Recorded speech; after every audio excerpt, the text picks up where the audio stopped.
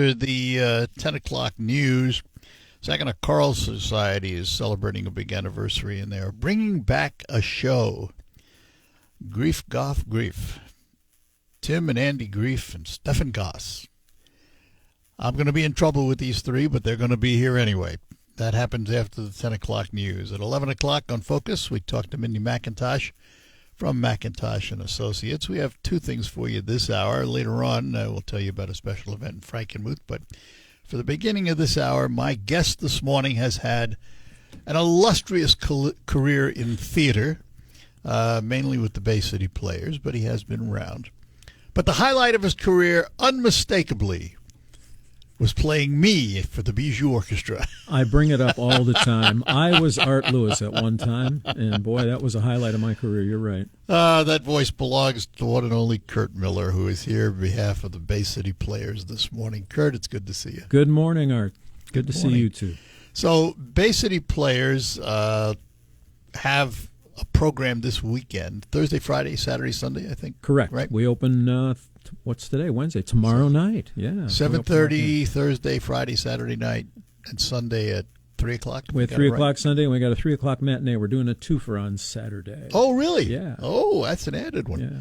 So what's the name of this production? It is called A Jukebox for the Algonquin, and there's a lot of history back there. None of which that title indicates what happens in the show. Exactly. There is a room in an assisted living facility, a senior living facility, if you will, and it's called the Algonquin Room for a reason. One of the members of that room, one of the guys who frequents it, is a fan of the old Algonquin Round Table in New York City, when the Algonquin Hotel. Uh-huh. Some of the best literary minds of the day hung out there between 1919 and 1929, and he often quotes them. And the playwright, Paul Stroley, was a fan as well. And this is actually a little bit of a personal story for him. He actually worked in a facility like this as a young man. And 30 years later, he said, I kind of fell in love with those old people, and I wrote a play about them. And that's where A Jukebox for the Algonquin comes from. So these are a bunch of old folks sitting around reminiscing? Kind chatting? of, yeah. And it's nice because the show does have old people. The youngest cast member is 29. Everybody else is 50s, 60s, 70s. But these are older. No 80s like me. No, not quite. Not quite there yet, no. They have their usual foibles of aging, the memories, the eyes, the hip, all of that kind of thing. But it does not define their character, which is one of the reasons I was really attracted to this show. And you're directing it, right? I am directing it, correct. At first, I wanted to be in it, and the directorship kind of fell away at the time, so I jumped in and decided, I'll direct it instead. And I got a really nice cast. We've been working on this since literally August, and they are ready for an audience, let me tell you. We had a nice dress rehearsal last night. I noticed in some of the material, it said, warning, language and drug use. It is. I'm going, wait a minute. It is, yes.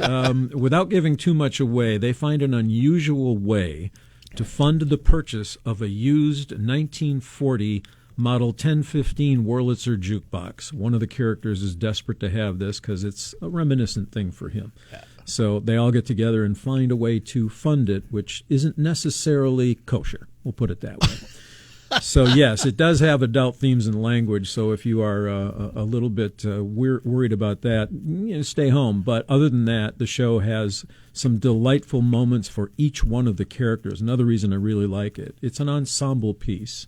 Everybody gets a chance, as we say in the theater, to chew the scenery a little bit.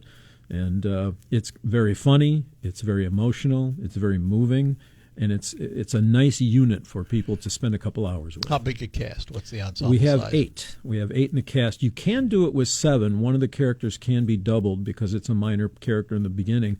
That young woman, I call her young, she's going to laugh at me for saying that, is Paula Johnson, who's from Florida, actually, and she's up here temporarily and sticking around just to do this show before she goes back home to do some real estate work and stuff. So a real dynamo, nice to have her. So she's playing a small part, plus she's my costumer and does a really nice job with that, too.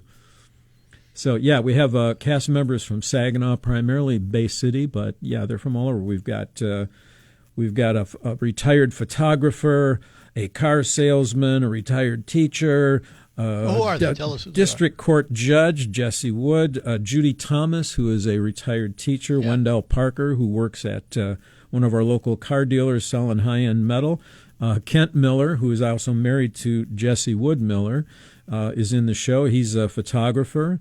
Paul Lutensky. Oh, I know Paul. Yeah, you know Paul. Very good actor. I did Playing Against Sam with Paul at the Pit and Balcony years ago. One of the fun shows. Yeah, I was in that one in college. I think that was about 100 years ago. Paul is in it from Saginaw. He's a retired librarian. I mentioned Paula Johnson.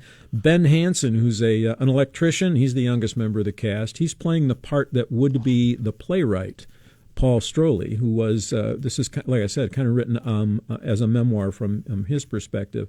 And finally, a retired state worker, Jeannie Cadena, all of those who's also very active in the Players. She often works backstage as stage manager.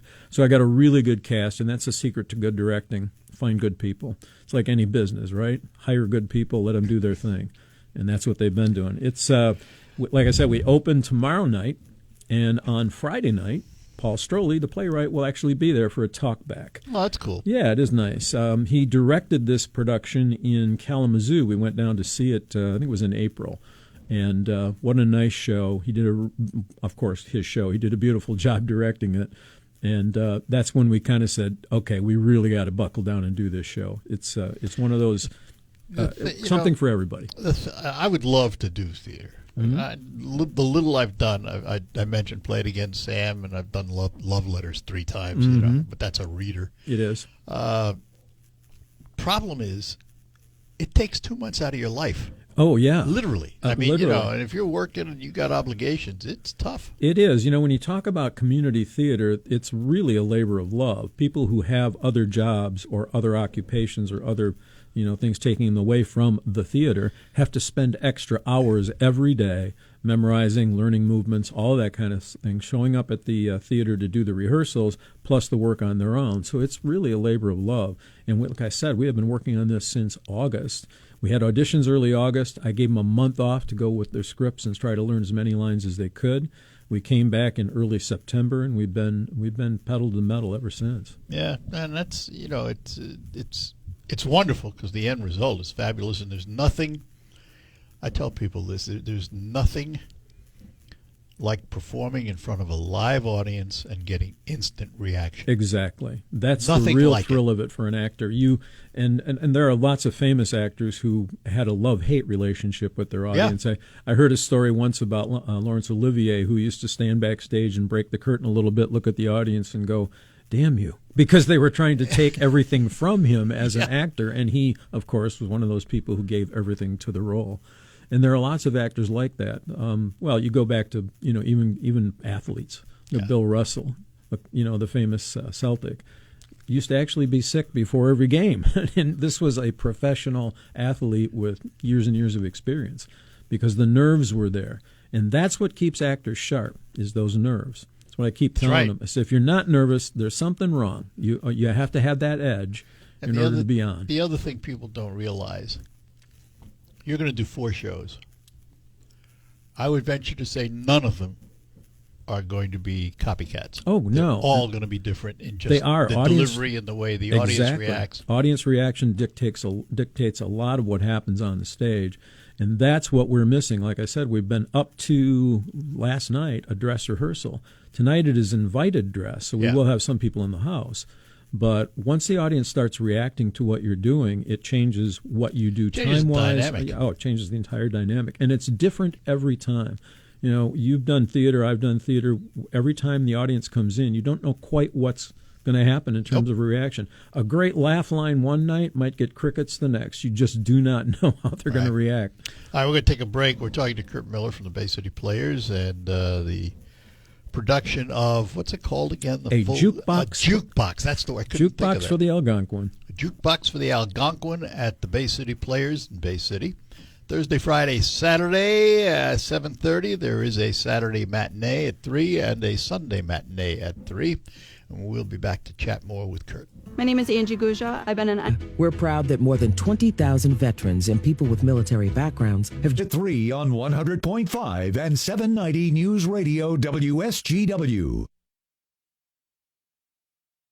We are back with you in studio with me, Kurt Miller from Bay City Players, where he is directing the production this weekend of Jukebox for the Algonquin.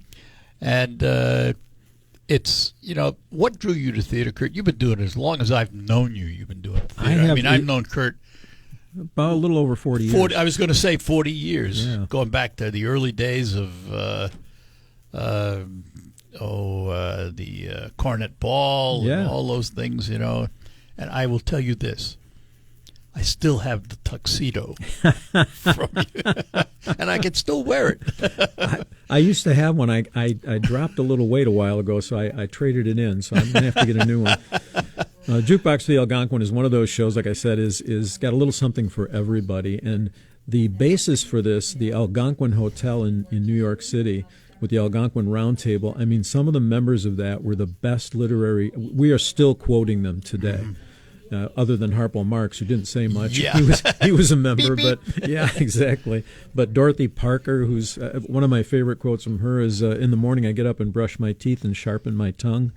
And Alexander Wolcott, everything I like is either immoral, illegal, or fattening. So there's lots of those kinds of quotes that still show up in conversation or somebody wants to make a point. I just saw one the other day from Tallulah Bankhead, of all people, and older people might remember her as an actress. She died in 1968, I think. But one of those low-voiced women with great delivery. Yes, and she apparently had met someone she had in a relationship with years later, and the guy was standing there, and she looked at him and said, "I thought I told you to wait in the car." So it's that kind of wit that was part of the Algonquin. It's funny you mentioned Harpo Marx not saying much. There's another guy in the industry who doesn't say anything at all when he's on stage. That's Teller from Penn and Teller. Yeah. If you ever hear him interviewed, you will find out he is one of the most brilliant, well-spoken people you've ever heard. I have heard him speak, and you're right. He is one of those guys. I just sat there going, what? He does some acting gigs every once in a while where he actually has to speak. Yeah, he does. It's really unique.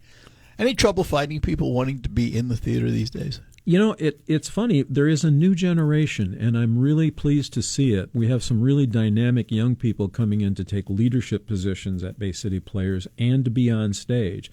A friend of mine just directed Oklahoma this past summer, and we must have had, 40 cast members, a lot of young people sharing their talents with us. Of course, when school starts, a lot of them go back to school, and we lose them. But that's the dynamic that you need. I've been active and not active off and on over the years with Bay City Players for 41 years now. And that's what we need is people to come in and take those volunteer roles. So what drew you to the theater? I did a show in high school, like a lot of kids do. And I think it was called Rebel Without a Cause. There was a movie with James Dean. And I did that show, and it's the old story, the bug bit. When you hear the applause, when you hear the reaction of the audience, like I got to have more of that. And it kind of defines you over there. When I've had breaks from it, like a few years don't do anything, and as you get older, some of the roles don't appear as much as they used to. 82-year-olds. Yeah, it's tough to find those roles for older people. Another nice thing about this show, that when you find a role that is good, you get your teeth into it, and you spend some time doing it, that connection with the audience is what really draws you to it. So that's the simple answer. And I did major in it in college, so and it. You actually majored. Oh yeah, and it has brought me a lot of benefits over the years, including my spouse of 52 years, whom I met doing a show called, guess what, Dracula. I played Dracula back in college, believe it or not, and I am a diminutive sort of person. Was she your creation? She was. I bit her in the neck with rubber fangs. Oh, good. And she's very ticklish. So that was just to get the curtain closed fast enough so she didn't break out laughing was part of that dynamic. Yeah, so we met in the theater 52 years ago. We got married, so it's been a good run there too. That's been a real good run. My late wife and I were 57 years, and it's interesting because in this business and in theater business and show business in general, you don't find that longevity. There are a few. There are a few out there. Tom Hanks has been married a very long time. Tom Hanks has been married a long time. There's a few others. I remember Jimmy Stewart. They had a long marriage, too. Bob Hope and Dolores were married for a long, long time.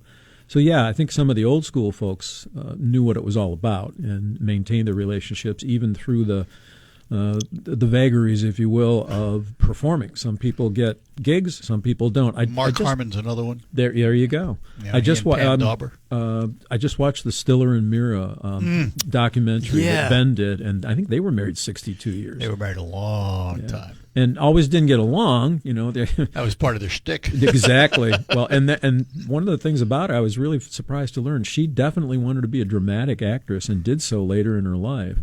But yeah, the whole thing, I think they were on Ed Sullivan 30 or 35 times, something like that, doing their shtick, as you say. So let's go back to the purpose of the discussion, and that's the jukebox for the Algonquin. How long a production is it? It runs just about 2 hours and 5 minutes with intermission. There is a break then. There is a 15-minute intermission, right? The first act's about an hour, second act that's pretty long a little for bit a less. Stage, it is pretty long. production. It's about a 95, 96-page piece, and if you count on a minute to a minute and a half per page, you're running into a couple hours. Well, how does one get tickets if one is interested? BayCityPlayers.com. Make sure you got BayCityPlayers.com. There is an occasional unscrupulous ticket buyer or ticket seller rather out there that kind of gets in between Bay City Players and the purchaser. It's happened a few times, so just make sure when you go to Bay City Players, you'll find the website. It's very easy to find, and they're in season 108. Continuous since 1917 right now. It's the oldest continuously operating community theater, one in the country and obviously in the state. They're just about ready to decide on season 109, so they've been working on it for a long time. That's a beautiful facility. It is. And I remember starting there back in, like I said, the early 80s, and it's an entirely different place now. Well, it's I would call it an intimate theater. It is. Just 300 seats, which is a really good size. Yep. Yeah, exactly. And that's the beauty of community theater. It is. And as a matter of fact, a lot of our folks buy tickets late now. It's like, I'm going to decide what to do this weekend. One of the reasons I come and do these wonderful interviews with folks like you is to remind people that we're there. We have.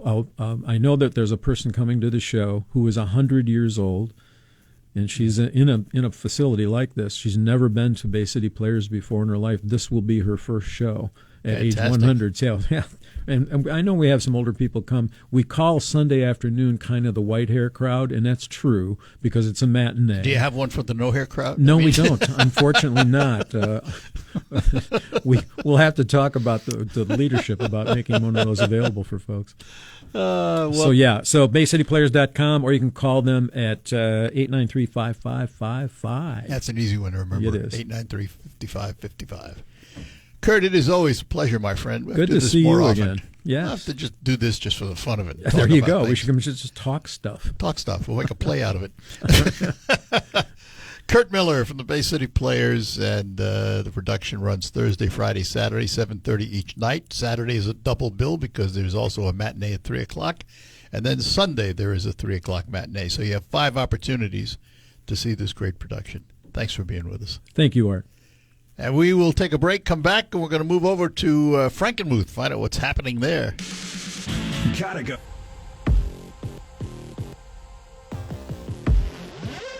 All right, we're back with you on the Art Lewis Show, and we're going to move over now to Frankenmuth, and an event, special event going on in Frankenmuth. And with us to talk about it this morning is Fritz Colma. Fritz, good morning to you.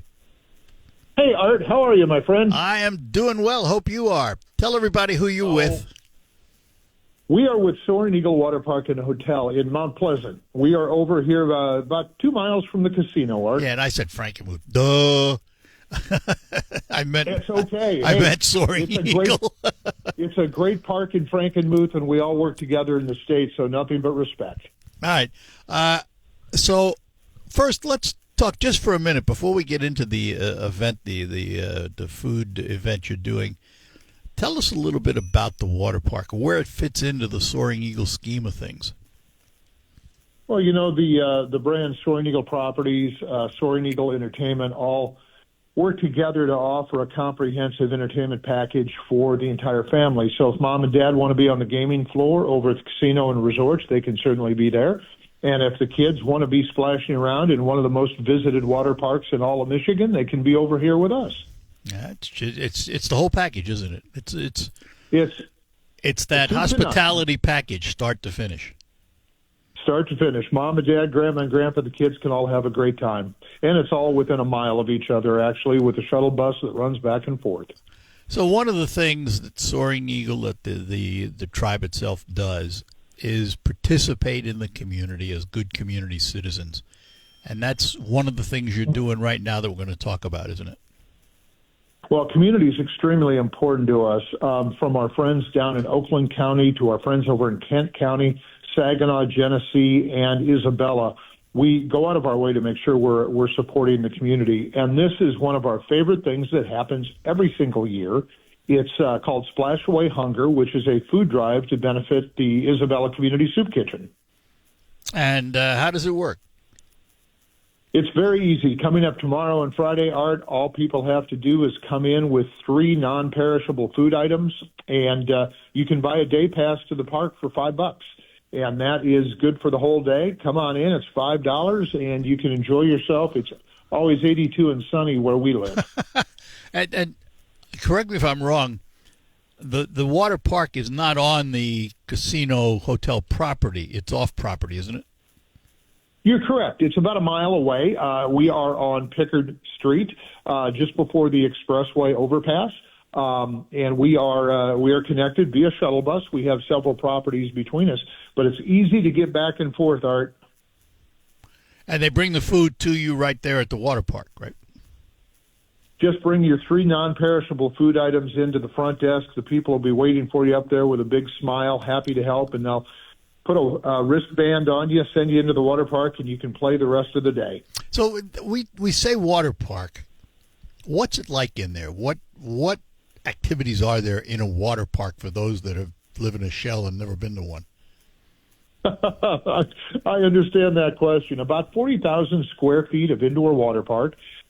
We are home to one of the only true surf simulators in the entire state. It's an attraction called Flow Rider. You can learn to surf or boogie board, whichever you prefer. 2 giant water slides. One is about a 60-foot drop.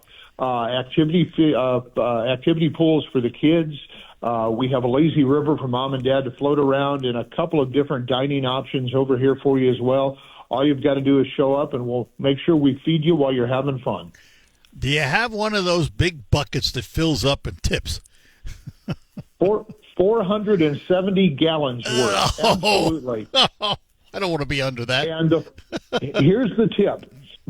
We have an eagle in the water park, and when you hear that eagle screech, that's when the bucket is going to tip. So if you want to get under there and get the best picture of the kids when they're about to get wet, just listen for that eagle and then start snapping pictures. What kind of hours does the park operate? We're open from weekdays. We're open from 11 a.m. to 9 p.m. and on the weekends we're open from 10 a.m. to 10 a.m. to 10 p.m. Now, is there lodging on the water park site or not? 243 rooms attached to the water park. Oh, wow. Another 43 rooms next door. And then, of course, you can always stay on the casino property, right? Well, no problem. I suppose. You know, they've got another 500 rooms over there, so I think they might be able to find space for you. You think so, huh? You think so? And the water park's open every day of the week. It is 7 days a week, 365 days a year. We happily take care of a lot of families when they're traveling for the holidays, Thanksgiving, Christmas. We always have great activities planned for the families, and we want to be kind of their home away from home when they're on the road visiting Mom, Dad, Grandma, and Grandpa. All right, we're going to take a break, come back. We're talking to Fritz Coleman from the Soaring Eagle Water Park. What's the official name of the water park? Soaring Eagle Water Park and Hotel. It always starts with Soaring Eagle. Yeah, that's pretty easy. All right, hang on, Fritz. We'll be back, and we will be back after these notes. Let me take a moment to talk about your tires. I want to talk about Quick Lane Freeland, part of the McDonald Ford property. They are purveyors of wonderful tires, all of them at just $5 over cost. And you may be asking yourself, is there a difference between the tires I drive in the summer and winter tires? And the answer is yes, and I didn't know this until I heard John from Quick Lane Freeland. Tell me about it. John, why don't you do that? Hello, Art. Yes, winter tires are made with a pliable rubber compound that includes silica to stay flexible and maintain grip in freezing temperatures. Unlike harder all-season tires, which stiffen and lose traction in the cold, this flexible compound allows the tire to better conform to the road's surface, providing superior grip and traction on snow and ice to keep you safe. Well, thanks, John. Appreciate the information. Stop in today, have your tires checked, and take a look at winter tires at Quick Lane Freeland. While you're there, have them check your cooling system, too, because, you know, I've been saying winter is coming. Well, guess what? It's here. It beat us to it. We've had the snow. We've had cold temperatures. Now would be a good time to have your car checked out for the winter season. While you're there, take a look at the Ford products on lot at McDonald Ford, and also they have a complete range of pre-owned vehicles to fit any budget. It's all waiting for you at Quick Lane Freeland and McDonald Ford, ready to serve all of your automotive needs. And remember, all tires just $5 over cost. Are you ready for the holidays? Painting that one room or hallway is easier than you think, especially with a paint that applies easily and touches up great. That's why Benjamin Moore is perfect for putting those finishing touches on your home. The holidays will be here before you know it, but we can help make your interiors look like new this winter. For all of your Benjamin Moore paint needs, visit Westside Decorating Center at 5789 State Street in Saginaw Township or online at westsidedecoratingcenter.com. Maybe this is YouTube. Hi, we're back with you. Talking to Fritz Koma from the Soaring Eagle Water Park and Lodging. They have a food drive coming up, and it's underway now, isn't it, Fritz? The food drive. Actually, Art, it starts tomorrow. It will be Thursday and Friday, the 13th and the 14th. So what happens to the food? You collect all this food. Who does it go to? Isabella Community Soup Kitchen, local soup kitchen here in Mount Pleasant, serving all of Isabella County. The truth of the matter is that every year about this time going into the holidays, there's a need for food, as Soup Kitchen will also provide meals during the holiday period. And this year particularly, there's a bigger need with all of the craziness that's going on in the world. And we're aiming to load a huge box truck, and usually we do. We take the box truck and we weigh it before we fill it with food, and then we're going to weigh it after we fill it and see how much we raised. How many pounds of food you delivered, huh? Yes, sir. And usually we'll do we do thousands of pounds a year. And the need is constant. It's unfortunate to say, but it's true. It is. It's a year-round demand. I stopped over at the Soup Kitchen a couple of days ago to talk with them about this event, and it was packed. It was full. There is always a demand in the community, and I think this year more than ever, there's a little bit more of a demand out there. And we should point out, when we talk about community, you're talking about that whole region. You're not just talking about the tribal reservation. That's absolutely correct. We will the Soup Kitchen itself serves all of Isabella County, and that's our goal, is to be good community neighbors to everyone. For instance, during the Flint water crisis, when that first blew up, we loaded up trucks with over 1,000 cases of bottled water and drove them down to Flint. I remember that. To donate. So we do our best to be a part of all of the communities that are so kind as to come and visit us throughout the year. And there are lots of them. And lots you know, of them. Yeah. It's interesting how big a destination Mount Pleasant and Soaring Eagle have become. I mean, it's pretty amazing the size of that campus out there now. Well, we do at the water park about 150 to 175,000 guests a year. We have served guests from every county in the state and every state in the union, including Alaska and Hawaii. And that's just us. The casino puts through about 1 million guests a year, a little more than that. So there's a lot of people that end up coming over to Mount Pleasant. Well, and you know, and it's not only, you don't have to be a gambler to go there. I mean, that's what the casino's for. But you know, there's good food, there's restaurants, there's activities. It really has developed over the years, hasn't it? It's kind of an evolution because it seems to keep developing. Well, the truth of the matter is that we work in an industry, both the water park and on the gaming side, that is constantly evolving. And if we don't keep up with our guests, they're going to find somebody who will. Casino has an immense amount of dining options. Their food court was just renovated and enlarged about 2 years ago. I broadcast from there when it opened. Yeah, including Ruth's Chris Steakhouse. I mean, been there a great too. Steak place. And you can find a little bit of anything. We also the casino has licensed daycare on site. If you want to go see one of the concerts and you need a place to put your kids, there is a licensed daycare right in the casino. And that really, I mean, the casino takes in a lot of money, but they actually disperse a lot of money to the communities, don't they? Coming up on $500 million right now. Wow. There is 2% of gaming revenues are donated back to the state of Michigan, specifically into Isabella and Aranac counties. The tribe has built roads, has built bridges, legitimately built roads and bridges because there was no funding for them. And it's coming up on about $500 million that the tribe has provided back to the state. Wow. That's a nice contribution. So remind everybody again about the food drive, what they need to bring, and what they get for it. I appreciate the question, Art. It is Splash Away Hunger tomorrow and Friday at Soaring Eagle Casino or Soaring Eagle Water Park and Hotel. You got me thinking casino. Soaring Eagle Water Park and Hotel. Bring 3 non-perishable food items, and they're still in their Best Buy date. They can't be expired. And then you receive a day pass for $5. You can go in and enjoy the rest of the day where it's nice and warm and have a great time. All right. And any other events coming up for the water park in the near future? We always have Holly Jolly Days coming up in December because we have such a great celebration of the Christmas season. Stay tuned. We're going to be launching details for that or announcing the details on that shortly. All right. Well, we'll talk to you then. Find out more about that when it happens. And in the meantime, Fritz, thanks for being with us. Have a great Thanksgiving. Art, an absolute pleasure. We appreciate all of you, and have a great holiday. I appreciate you, too. Thanks a lot. Take care now. Bye-bye.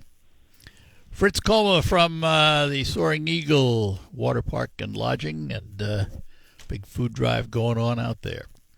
All right, we're going to take a break, and when we come back, we'll tell you what's happening next hour here on WSGW. When every dollar counts, but your safety. Things at 9 on 100.5 and 790. News Radio WSGW. And the Art Lewis Show continues next hour. We're going to throwback, if that's a good word for it. There's 3 guys that did fundraisers a decade or more ago for the Choral Society. Tim and Andy Grief and Stefan Goss. Grief, Goss, and Grief. They're going to be with us because they got another one coming up, folks. But in the meantime, stick around for news from CBS. And then in the newsroom, Michael Percho will bring you up to date on what's happening in the region and the state. We'll be back. Broadcasting from the